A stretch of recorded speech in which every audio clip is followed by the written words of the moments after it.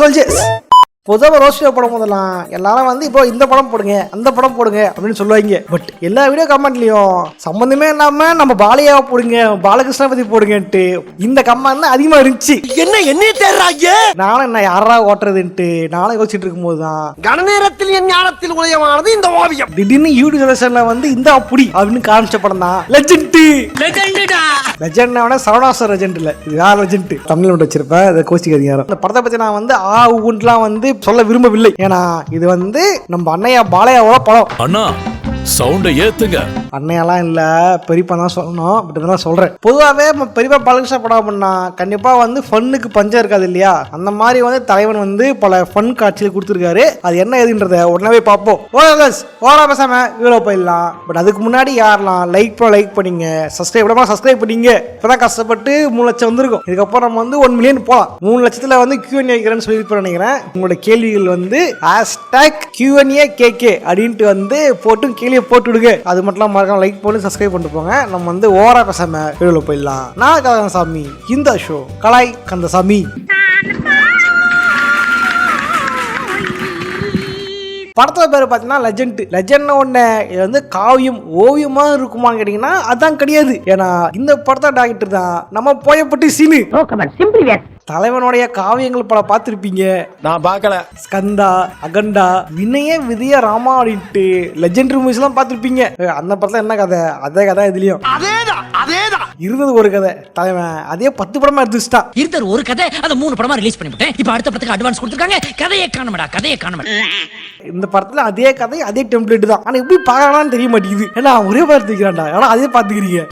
சேட்டா தான் எடுத்த உடனே பாத்தீங்கன்னா பொண்ணு பாக்குற வீடு. அதுல வந்து மாப்பிள்ளை பொண்ணு பார்த்துட்டு இருப்பீங்க. சரி மாப்பிள்ளை யாருன்னு பார்த்தா அது வேற யாரும் இல்ல, நம்ம தலைவன் காமெடி ஜெகதி பாபு தான். தலைவா என்ன தலைவா இது? உனக்கே ஆளு குழந்தை பெற்று அந்த குழந்தைக்கு கல்யாணம் பண்ற வயசு வந்துருச்சு. இப்ப போய் நீ பொண்ணு பாக்குறீங்க. வாஸ் இது 60வது கல்யாணமா இருக்கும் வாஸ். ஜோக் இல்லையா? அப்புறம் இவரு கூட வந்தவர் தான் வந்து பெரியப்பா. வாஸ் யார் தெரியுதா? ஏய் ஆமாண்டா, இதுதான் போன படத்துல. இந்த படத்துல என்ன பாஸ் என்ன பண்ணுவாங்க? ஒண்ணு பார்த்தோமா, கல்யாணம் பண்ணோமா, குழந்தை பெத்தமான்னு இல்லாம சம்பந்தமே எல்லாம் ரோட்ல போறவனே வந்துட்டு ஏற்றிடுவாங்க. இதெல்லாம் என்ன ஆகும்? ஹீரோவோட ஃபேமிலி வந்து ஊருக்கே வந்து நாட்டாமை நாங்க தான், ஊருக்கு வந்து மரியாதை நாங்க தான் அப்படின்ட்டு எந்த பிரச்சனை வந்தா நான் தான் நாட்டமா பண்ணுவேன், லா படிக்காத ஜட்ஜிரா அப்படின்ட்டு வந்து பிரச்சனை பண்ணிருப்பாங்க. இப்போ வந்து தலைவன் வந்து ஏய் நான் வந்து எங்க ஊர்ல தானே நீங்க ஆளு, என் ஊர்ல நான் எவ்வளவு பேர் ஆளு தெரியுமா, ஏய் நான் தெரியுமா அப்படின்ட்டு ஜெயா ஓவரா பேச இவனுங்க என்ன பண்ணுவானுங்க, சண்டை போட்டுருவானுங்க. சரிப்பா வரதான் வந்துட்டீங்கப்பா, தெரியாம ஏத்திட்டீங்க, வீட்டுக்கு கொஞ்சம் காசும் லைட்டா சாரி மட்டும் கேட்டு கிளம்பிருப்பா அப்படின்ட்டு ஊர் தலைவர் சொல்ல, என்னது சாரியா? தமிழ்ல மட்டும் இல்ல தெலுங்குலயும் பிடிக்காத வார்த்தை மன்னிப்பு அப்படின்ட்டு தலைவன் வந்து டயலாக் பேசுறது முக்கியமான லெவல் பேசுவான். அதாங்க வேற லெவலு. படத்துக்கு ஒரு மாலை, அவன் பொண்டாட்டிக்கு ஒரு சேலை போடா மம்மாடம். இது சொன்ன உடனே சண்டை வந்து தாழ பிடிச்சி உள்ள போட்டுருவாங்க. அதுக்காக வந்து பழி வாங்கணும்ட்டு நம்ம பெரியப்பா வந்து பிளான் பண்ணுவாரு. என்ன பண்ணுவார் அப்படின்னா இந்த மணிமாமா ஒய்ஃபான மணிமாமியை வந்து கடத்திடுவாங்க. அப்பதான் வந்து பெரியப்பா டயலாக் பேசுவாரு, உன் புருஷனுக்கு அது தெரியும், எனக்கு இது தெரியும். எதுடா எது சொல்லிட்டு போகடா, சம்பந்தம் இல்லாம பேசுறாங்களே. அப்புறம் என்ன எல்லாம் மொத்தம் நம்ம ரேன்சம் பண்ணுவாங்க நடக்கும். ஏய் வெளியே வந்துட்டேன் பாத்தியா ஏய் அப்படின்ட்டு தலை ஜாலியா வந்திருப்பா. ஏய் பெரியப்பா எங்க பெரியப்பா அப்படின்ட்டு வரும்போதா காட்பாட்ல இருந்து நம்ம பெரியப்பா திடீர்னு டெட் பாடி ஆகி நீ என்னைக்குடா ஒழுங்கா நடிச்சிருக்க, எப்போதுமே செத்தா மாதிரி தான் நடிப்ப. இதான்டா போன பக்கலையும் பண்ண அந்த அளவுக்கு போட்டு பாதியில போட்டு சொல்லிட்டேன். மொழி இந்த பாதி தான் பிடிச்சிருக்கா பாஸ். அவ கட்டுறத ஒரு கதை தான், அதான் மாத்தி பண்ணி வச்சிருக்காரு. ஓ அப்படியோ? அப்படிச்சா பெரியப்பா செத்து போமானதுக்கு அப்புறம் யாராவது பண்ணிருக்கும் போதுதான் அங்கதான் ஒரு ட்விஸ்ட். குழப்பறது வேற யாரும் இல்ல, நம்ம லெஜண்ட் குட்டியா இருக்கும் போது கெட்டிக்காரங்க வேலையை பார்த்துருப்பாரு. அப்புறம் என்ன ஓகே இது மாதிரி ஆகி போச்சு, இன்னும் எங்க பெரியப்பனை கொண்டு போட்டானுங்க, இது ரிவெஞ்ச் எடுக்கிறேன்ட்டு ஹீரோவோட குடும்பத்தை இவங்க வெட்ட, அவன் குடும்பத்தை இவங்க வெட்டன்ட்டு ஹீரோ குடும்பத்தை ஊரை விட்டு ஒதுக்கு போறவங்க ஓடி போயிருவாங்க. நான் என்னமோ உன்னை பெரிய ரவுடிகளா நினைச்சேன், ஒரே அடியில பொசுக்குன்னு போயிட்டா. அப்புறம் என்ன மிகப்பெரிய வில்லை யாருன்னா நம்ம ஜெகதி பாபு தான். இந்த அளவுக்கு மாஸ்க் காட்டுற இது இதுக்கப்புறம் என்ன நம்ம பெரியப்பாவோட என்ட்ரி தான். பெரியப்பாவோட என்ட்ரிய மாசா காட்டணும், அதை வந்து நம்ம ஊர்ல வேணாம் ஃபாரின்ல போய் காட்டணும்ட்டு தினம் என்னையாவ ஃபுட் பிளாகரா மாத்திருப்பாங்க.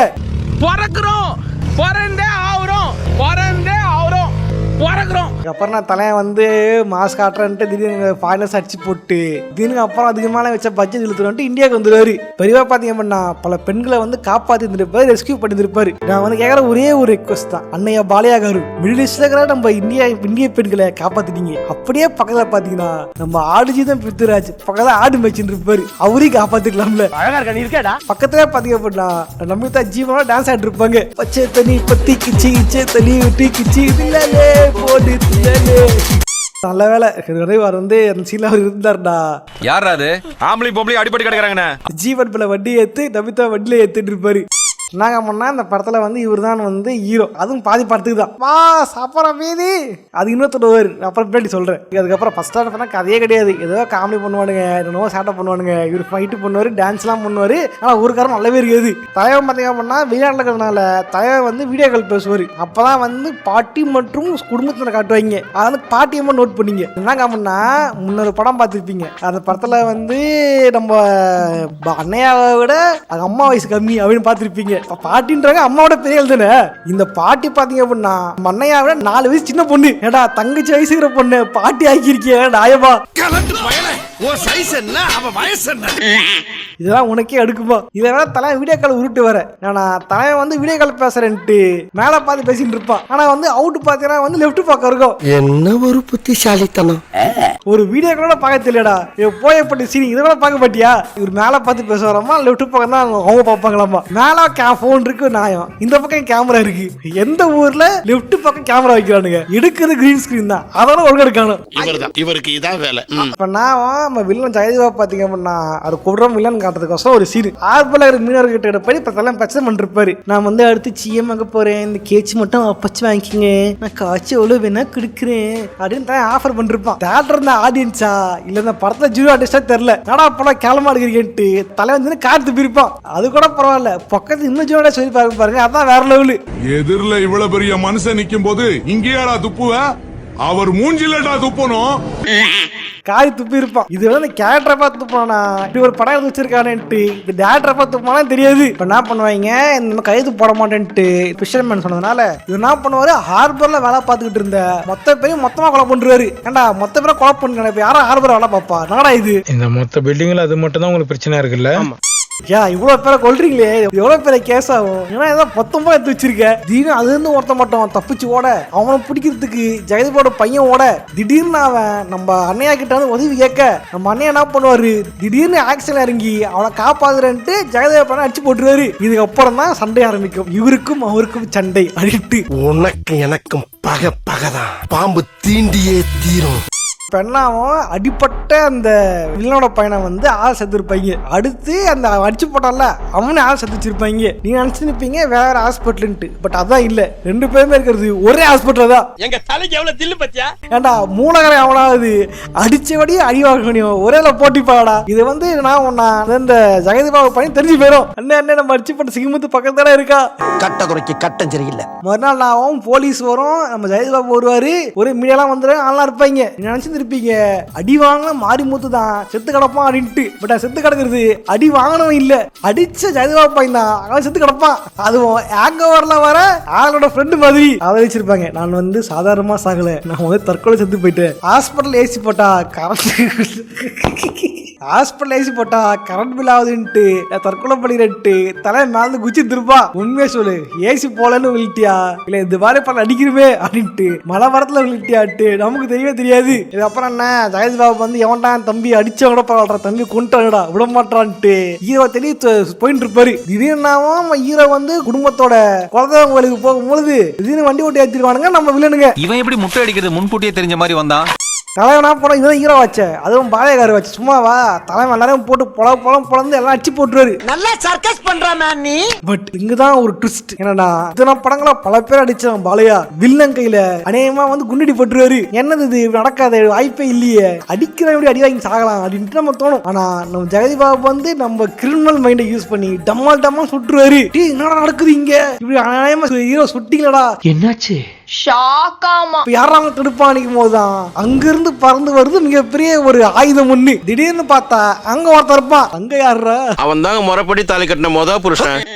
அது யாருன்னா அது இன்னொரு பாலையா. நினைச்சேன் ஐயோ போயப்பட்டு சீனு அப்பயே எனக்கு தெரியா உங்ககிட்ட ஒரே ஒரு கதை தான். நீ அதே கதை தான் மறுபடியும் எடுத்துக்கிட்டு இருக்கே. கண்டு விட்டாளையா சூச்சமத்தை கண்டு விட்டாளே. இதே அகண்டால இருந்துச்சு. அகண்டால ஒருத்தர் இருப்பாரு அடிச்சு போட்டுருவாரு, இன்னொருத்தர் வந்து அகோரியா வருவாரு. இதுதான் ஸ்கந்தால வந்து தம்பி அடிச்சு போட்டுருவாங்க. அண்ணன் டபுள் ஆக்சன்ட் அவர் வந்து பார்க்க புது ஜவுந்து மாதிரி வருவாரு. ஒரே கதையை வச்சு 2 படம்லாம் 3 படம்யா. எல்லா படமும் அதே மாதிரி இருக்குது. என்ன பங்கு மாட்டிக்கிட்ட பங்கு இல்லங்க அம்மன்னா சில படங்கள்ல வந்து ஃபர்ஸ்ட் ஹாஃப்ல வந்தவரும் செகண்ட் ஹாஃப்ல வந்தவரும் சேர்ந்து சண்டை போடுவாங்க. ஆனா இதுல பாத்தீங்க அப்படின்னா ஃபர்ஸ்ட் ஹாஃப்ல வந்து அதோட அவ்வளவுதான். செகண்ட் ஹாஃப்ல வந்தவர் தான் படம் ஃபுல்லா வந்து கிடப்பாரு. என்ன படம் தலைவன் அப்புறம் கதையில ஓட்டுறது தெரியாது. திடீர்னு அப்புறம் பிளாஷ்பேக் போயிருப்பான். அங்க போனா தலைவர் வந்து தேவுடுங்க, அவர் வந்து கடவுளுங்க, அவர் அந்த மாதிரிங்க இந்த மாதிரிங்க, இவர் வந்து அரசியலுக்கு வந்து அப்படி பண்றாருங்கன்ட்டு புடிங்கிருப்ப போட. எது சினிமா படமா இல்ல வந்து கட்சி படமானே தெரியாது. அந்த அளவுக்கு தலைவன் அநியாயத்துக்கு அரசியல் வசதி தூக்கி விட்டுருப்பாரு. அரசியல் நீ சாப்பிடுற சாப்பாட்டுல இருக்கோ இல்லையோ, எனக்கு பிளட்லயே இருக்குடா பிளடி ஃபூல். பாத்தியா அரசியல் நாடா இது ஃபைட் கூட மாத்தல. அதே கிரில் சிக்கன் ஃபைட் இதுலயும் இருக்குது. அகண்டலா கிரில் சிக்கன், அதே ஹியூமன் கிரில் சிக்கன் இதுலயும் இருக்குது. அடுத்தது ஒரு பிளாஷ்பேக். இந்த பிளாஷ்பேக்லயும் தலைவன் வம்புலுக்கு வேற யாருக்கிட்டே இல்ல, அதே ஜெயதபா குடும்பத்துல இருந்தா. ஐயோ மீண்டுமா ஏண்டா படம் எடுக்கும் போதே ஜெயதபா குடும்பத்துல இருந்து பெரிய படம் போட்டு தள்ளிட்டீங்க. படம் நடுவுல அவன் தம்பியை போட்டு தள்ளிட்டீங்க. பிளாஷ்பேக்ல தம்பியை போட்டு தள்ளிட்டீங்க. அப்புறம் வந்து இவன் பையன் கட்டி வம்பு திருப்பீங்க. இவ்வளவு நேரம் ஒரே குடும்பத்துலதான் மாட்டிருக்கேன் நானு. இப்ப நானா வந்து பிளாஷ்பேக்ல தலைவன் வந்து ஒரு அத்தை பொண்ணு யாருன்னா நம்ம ராதிகா ஆப்தே. இவங்க வந்து ஆடியோ நம்ம படம்ல நடிச்சிருப்பாங்க. தலைவன் பாத்தீங்க அப்படின்னா அந்த காதலை சொல்லவும் முடியாம மெல்லவும் முடியாம மெல்ல வேணாம் சொல்றேங்க ஏலே வீராசாமி அப்படின்ற மாதிரி லவ் பண்ணி இருந்திருப்பாரு. இல்லையே நீ இந்த மாதிரி ஆள் இல்லையே, உன்னை பத்தி வெளியே தப்பா பேசிக்கிட்டாங்க. That industry is Telugu. So male dominate, male chauvinist. I mean, my man is the god. Right. இந்த அத்தை பொண்ணை பாத்தீங்க அப்படின்னா நம்ம அம்மா வந்து கல்யாணம் பண்ணிக்குவேன் அப்படின்னு சொல்லி இருந்திருக்கோம். படத்தை பாத்தீங்கன்னா ராதிகா ஆப்தே வந்து தாங்க அத்தை பொண்ணு ரஜத்துல பாக்குறதுக்கு நான் வந்து மாமா வந்து கல்யாணம் பண்ணிக்குவேன் அப்படின்ட்டு நம்ம வந்து வீட்டை எடுத்துக்கிட்டு தலைவனை வந்து கல்யாணம் பண்ணிக்கிறது பிளான் போட்டுருவாங்க. தலைவனால ஒதுக்கி வச்சிருப்பாங்க. தலைவன் வெட்டுக்குது நடக்குது சண்டை நடக்குது அப்படின்ட்டு. தலைவன் வேற யாரும் இல்ல, ஃபர்ஸ்ட் காமிச்சல பாலியா அவட அண்ணக்கார தான் இவரு. இப்ப ஏன் ஃபர்ஸ்ட் தான் காட்டலன்னா அதுக்கு ஒரு காரணம் இருக்கு. தலைவன் வெட்டு குத்து சண்டைன்னு சுத்துறதுனால நீ வீட்டுக்குள்ளேயே வரக்கூடாதுடா வெளியே போடா அப்படின்ட்டு ஒரு சொல்லிட்டு இருப்பாங்க. ஆனாலும் இவர் தான் கல்யாணம் பண்ணி பண்ணிட்டு வெறிக்குண்டு சுத்திக்கிட்டு இருக்கோம் நம்ம அத்தை பொண்ணு. அவ்வளவு வெறி மாப்பிளைக்கு இந்த மாதிரிதான் அத்தை பொண்ணு இல்லைங்க. என்ன பண்ணாலும் மாமா மாமான்ட்டு அப்படியே ஓடி வர்றதுக்கு. பாஸ் அண்ணி அருளோட வந்துட்டு இருக்காங்க பாஸ், தப்பிச்சு ஓடி இருக்க எயிட்டர் என்னையா சொல்ற.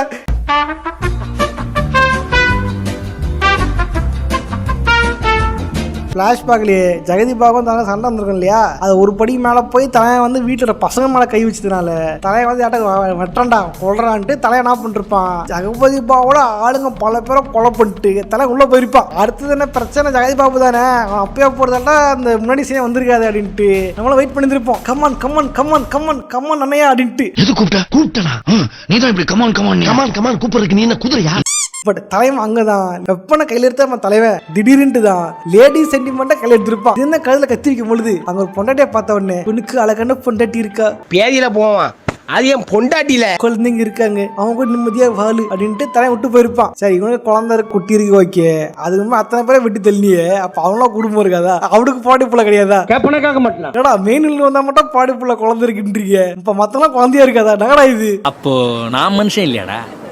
தலைவன் தான் பழிச்சுப்போம் சொல்லிட்டானே, ஊரை பக்கம் போய் விவசாயம் பார்ப்போம் புள்ள கொட்டையை படிக்க வைப்போம் அப்படிலாம் தலைவனுக்கு தோணி இருக்காது. ஏண்டா ஒரு பொம்பளை கல்ல விவசாயம் போறோமா, எனக்கு சாவ பயத்தை காட்டினாங்க பாருமா, அவங்களுக்கு சாவ காமிச்சிடணும் அப்படின்ட்டு அதை ஒரு பிரச்சனை வச்சிருந்திருப்பா நம்ம தலைவன். அதனால வந்து அதெல்லாம் முடிஞ்சு போயிட்டு அப்புறம் வந்து மத்த பொண்ணு வந்து கல்யாணம் பண்ணிப்பேன் அப்படின்ட்டு வெறி கொண்டு வந்துருக்கோம். இவன் சும்மா இருந்தாலும் சண்டாளத்திற்கு இவன் நாலா பக்கம் சுத்தி வர்ற அந்த நேரத்துல திடீர்னு இதை பண்ண கத்துன்னு போயிருவானுங்க. திடீர்னு பாத்தீங்க அப்படின்னா ரயில்வே ஸ்டேஷன்ல ஏகோட சும்மா இருக்குமா, கார் இருக்குமா, கார்ல ஆளுநர் இருப்பாங்களாமா, தலைவன் எங்க இருந்து வரப்போறான், வானத்துல இருந்து பறந்து வருவானா அப்படின்னு பார்க்கும் போதுதான் திடீர்னு தலைவன் ட்ரெயினே ஓட்டு வருவான். இது ட்ரெயினா, என்னடா இது கார் பஸ் பாத்தீங்கன்னா பிரைவேட் வீக்லி யாராவது ஓட்டு வரலாம், ட்ரெயின் யாராவது ஓட்டு வர முடியுமா? அதெல்லாம் இது யாராவது நிறுத்தி வச்ச ட்ரெயினை திருட்டு போட்டது.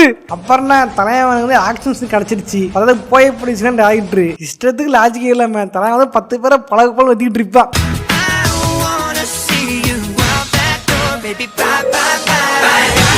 எடிட்டர் இதெல்லாம் நியாயமா இருக்காயா, இதெல்லாம் டெட்புல் மியூசிக் புரியா, இந்த மாதிரி மியூசிக் போட்டா டெட்புலுக்கு ரசிக்க முடியாது. யாராவது எனக்கு கூப்பிட்டீங்களா? தலைவன் வந்து பிஸியா சண்டை போட்டதுல அத்தை பொண்ணை குத்தி போட்டதை தலைவன் பார்க்கவே இல்லை.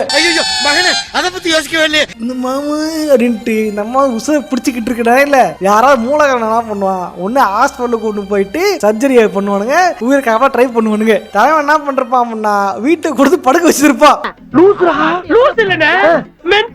அதெல்லாம் பரவாயில்றா, நான் ட்ரிப்ஸ் ஏத்திக்கிட்டு இருக்கீங்க, வயிற்றுல குத்துறான், ஆபரேஷன் பண்ணி குரலை ஒட்ட வைக்கிறது விட்டு பைத்தியம் வீட்டுல வச்சிருப்ப தலைவன். பாஸ் அப்படி சொல்லாதீங்க, அவங்கதான் அப்படி கேட்பாங்க. ஏன்டா அது கேட்டா உனக்கு அறிவு போச்சு, கேட்கறதா கேட்பான்டா, நீ தானே பண்ணணும். ஆபரேஷன் தப்பா பண்ணிருக்காங்க. அப்புறம் என்ன தலைவன் மங்கினித்தனமா ஆபரேஷன் பண்ண வேண்டியவங்களை கூட்டு வந்து அடுப்பாங்கல படுகு போட்டதுல இந்த மதம் கொண்ட யானைய மண்டி போட வச்சு நீ நினைக்கிற மாதிரிலாம் ஒண்ணு இல்ல. ராதிகா ஆப்தேவுக்கு ஆபரேஷன் பண்ணதுனால அவங்க வந்து டம்மா ஆயிடுவாங்க. அப்புறம் என்ன இதுக்கு வந்து ரத்தக்காரன் நீதான் அப்படின்ட்டு குடும்பத்தெல்லாம் சண்டை ஆரம்பிச்சிருவாங்க. என்னடா செத்துட்டான்? அவனே எங்க செத்தான், நீதான் சத்தியம் பண்ணி சாவச்சிட்ட. ஏண்டா ஒரு பொண்ணு ஆசைப்பட்டு வந்தா இப்படிதான் பாத்துக்காம இருப்பியா அப்படின்ட்டு எல்லாம் நீதான் காரணம், நீ எல்லாம் தப்பு நீதான் பண்ண, வெளியே போ அப்படின்ட்டு துரத்தி விட்டுருவாங்க. தலைவனா வந்து ஏலே வீராசாமி எம்புட்டு பாசங்காமி அப்படின்னு தலைவன் கோடிச்சு கூட போயிட்டு இருப்பான். அப்பா போனவே அதோட இப்ப திரும்பி வந்திருப்பா. அப்படி பெட்டிக்குள்ள போன பாய் இங்கு வந்துட்டேன்.